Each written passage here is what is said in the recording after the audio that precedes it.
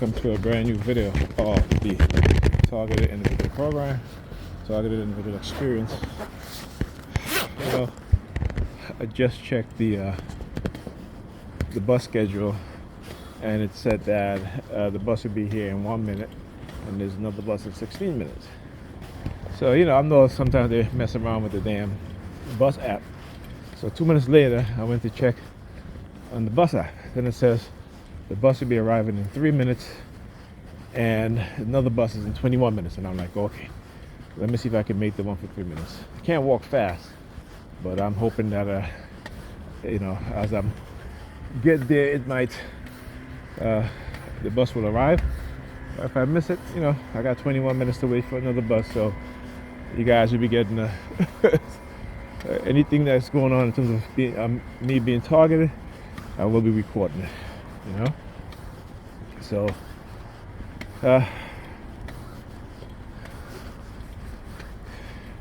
it's anyway. So Pam came home today from work. Of course, she calls me and she's like, so she's texting me, what she says? No, she called me. She's like, oh, I'm leaving. She's like, oh, I'm staying. She's like, oh, yeah, I'm leaving work at 6 o'clock because I got some stuff to finish up. And I'm like, oh, okay. I remember her, we were in a relationship, and she used to like come home whenever time. And I'm like, at least you can call me and give me a heads up, let me know you're on your way. Oh, why do I got to do that? And this and that, such and such. And I'm looking at myself, I said, the people that your coworkers, most of them are married. They're white, Pakistanis or whatever, and they calling their wives or they calling their husband, or they calling their girlfriends or their boyfriends to say, hey, I'm leaving work, or if I'm working late here, I'm gonna be working late, blah blah. I said, you can't even do that, right? At least be courteous. You can't even do that. And all of a sudden, she does it whenever it's convenient for her, Oh shit, I think I might have missed the bus. I think I might have missed the bus. Yep. Anyhow. So, so all of a sudden she's like, texting me, hey, I'm leaving work now, what have you. She called me. No, she texted me earlier. She's like, I'm staying, whatever, such and such. Then she's like, oh, I'm leaving work now. I'm like, really? I'm like, why all of a sudden you but I know why. It's her pattern, her behavior. It's the same. I talk about this whenever she has a date over the weekend, or she's going to see whatever. She act like she don't know me. You know what I'm saying? Then she goes on her date. For 2 days, she act like she don't know me. Then as the week goes on, she's texting me, hi, just calling to check in on you and this and that. I'm like, really? I'm like, so I don't even really answer her call for the most part, particularly from home. She could text me. I answer her calls when I'm with the kids. But other than that, So she came in the house today. She was like, oh, I'm so tired. She was about to say, oh, I'm so tired. And I looked at her. And she turned around quick, fast. Then she came back in the living room, takes her phone out, like flash it towards me, flash it in front of me, and then turn around looking at the door and, doing the palm fixation drill as she turned her back towards me. And I'm just like, I'm looking at it, I'm just like, I know, it's the same pattern of behavior. It's the same thing, And so, I was going to go confront her on it, but I was like, I'm not going to get into that, not with her. And again, my son came home, went to use the bathroom, and he just went right to sleep. My daughter, I made her do some of her homework, but she was so tired, and I can tell, And so I said to her, I said, let's just finish up this part. We'll do the rest tomorrow. And they went to bed. The kids went to bed at, my son went to bed at 6:30. My daughter probably went to bed around minutes to 7. Okay? That's how tired they are. Really tired. And then I go to pick up today, which I forgot to mention, and I keep telling their mother, particularly my daughter's mother, Pam, that when she takes my daughter to school, make sure she's dressed appropriately. So she has my daughter dressed today in a short sweater with just tights on. And I'm just like, listen, if you're going to send her to school wearing tights only, make sure she has a shirt that covers her behind. That's great. And when I'm telling her this, right? Because I have to I told her, I said, listen, please stop sending her to school dressed in that way, okay? Either put on her school uniform, put on her dress, put her in a skirt, or if you're going to let her wear tights on a sweater, make sure the sweater or the shirt is long enough so that it covers her behind. Okay? These women, they sexualize themselves and then they sexualize their daughters. Excuse me. Okay? They have no idea how to appropriately dress children. Right? You know what I'm saying? And in their mind, it should be like, these boys should be, first of all, you don't know how other people are raising their children. So you have to protect your children. Okay? When you make certain decisions for them, you have to make sure that you make a decision that's going to benefit them positively. And I'm tired of talking. It's like I said, whatever I say is really matter, So when she came in and she's like, kids are sleeping. I said, yeah, the kids are sleeping. I told you, they're sleeping. I said, I keep telling you all the time, but you don't listen. She's like, yeah, I know. And then she just walks off. But she doesn't care. She does not care. And no matter how many times we go through this, she still does it. No matter how many times, she still does it. And like I tell her, I said, I'm not saying you can't go out, but don't leave the kids at home all night or most of the night. Don't come home 3, 4 o'clock in the morning, 5, even 8 o'clock in the morning, because they're up. They're up all night. And then you go and you do their hair, and she twists my son's hair, and then she braids my daughter hair.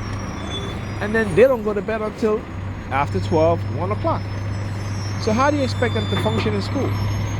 Right? And they don't, because my son has been going to tutoring. Alyssa, because every day she's going to school late, 8:30, 9 o'clock. She's like, today I got to school really late, 9 o'clock. My son got up early, and he didn't get to school until 8:30. He's supposed to be in school for 8:05. All right? Get a noise campaign, right? And I ironed his clothes last night. And I told him, I said, don't wait for your mother to make breakfast. Take your card, because I got him the green light card, which I put money on every month. And I said, buy yourself breakfast. Get dressed.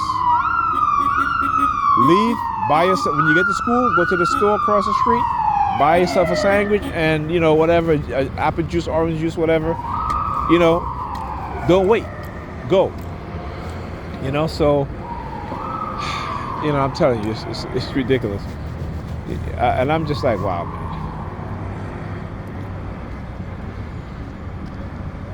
man. But her, her fun time and her fantasy is more important. So, hey, and knowing how she's, I keep telling her, I say, listen, knowing how you are, you need to be able to say to yourself, you know what?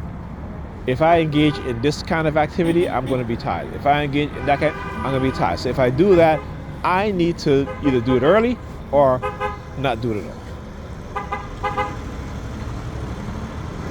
all. It's like those kind of common sense things. It's like nothing, but she doesn't care.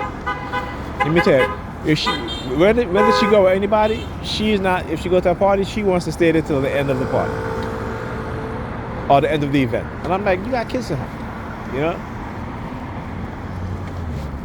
She don't care. Like I said, and even when I extend myself beyond what I'm supposed to do, right? When she got, we used to have work functions, dinner, what have you. I'm like, okay, what time you coming home? 11 o'clock. Right, 11 o'clock, no call. 12 o'clock, no call. I'm calling her. She ignored my call. Then she finally answer. What happened? You know, she's like, I'm like, Pamela's supposed to be here. You're supposed to leave at 11 o'clock. You can be here so I can go home. Oh, I'm having too much fun. I'm not thinking about you. You know what I'm saying? Like, I'm doing you a huge favor. You know what I'm saying? You know, I'm doing you a huge favor. And this is what you say to me. This is what you do. I'm trying to get my automatic You know? hands with this nigga. And it was happening so much. I tell her, I'm not doing it anymore. And then she's like, well, okay, I'll put you in a cab. I'm like, no, it's not about you putting me in a cab. You know, we made an agreement of what time you should. If you are, let's say you might be a little late, because you can give me a call or text me and say, hey, you know, I'm having a good time. Do you mind if I stay extra half an hour? That's to just be courteous. But to not even call and not even say nothing. When I call you, you're going to just ignore my call. You know what I'm saying? It's like, come on now. Come on. You know, and that's like I said, it's just ridiculous. It really is. It really is. And now the kids, like I said, they're not going to get back in tune until almost the week is over. And then at that time, what? It's too late. You know what I'm saying? I mean, what? You know, my son going to get to school early for one day out of the week. Right? My daughter, every day during her school day, she's late. And she's not even just a little bit late, really. You know, so it's just unbelievable. Unbelievable. And then these people want to tell me I'm on the wrong side. You know, I'm not on the wrong side. I'm on the right side. Okay? All right? You can't get me to engage in dysfunctional behavior anymore. You cannot get me to engage in behaviors that's detrimental to not just only me, but to people around me. You're not going to be able to do that anymore. All right? So, you know, again, because that's how they have us conditioned as black people in the black community, is to engage in dysfunctional behavior, detrimental behavior, right? And this mental side mindset that this condition us into, okay? And then that's, you know, they can have us thinking backwards, to have us believing in the lies as truth. But when you start to think in a proper way of thinking in terms of understanding the truth, knowing the truth, seeing the truth, right? And behaving in a way that's positive, that's honest, that's truthful, okay? They don't want that. They don't want that. Because they don't want each of us as black people, I'm speaking as a black person, they don't want each of us black people to set an example, a positive example for each other and for ourselves. For ourselves first and then for each other. And for our kids and then for our family. They don't want that. They don't want that. Right? So they want us to continue behaving and acting in the most detrimental way. Right? Rewarding bad behavior. Right? If they can use it to their advantage. And the only reason why they reward bad behavior is so that they can set you up. They can condition your mind to think that acting and behaving negatively is going to give you rewards, right? It is, you know, B.F. Skinner, right? Which is operant conditioning. Except when they do it to us as black people, it's backwards. See, operant conditioning is called punishment and reward, right? So you give reward to reinforce positive behaviors, right? And then you punishment is to reward negative behaviors. And I say reward meaning that when you do something that's negative, there are negative consequences, right? So a reward can be a positive and a negative. Okay? But what they do within the black community, within black people's mindset, is to create a conditioning where they're rewarding the detrimental or negative behavior.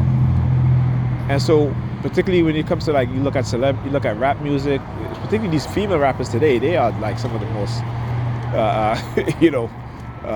worst, man. You know, I don't want to use too strong of a language because it's not their fault.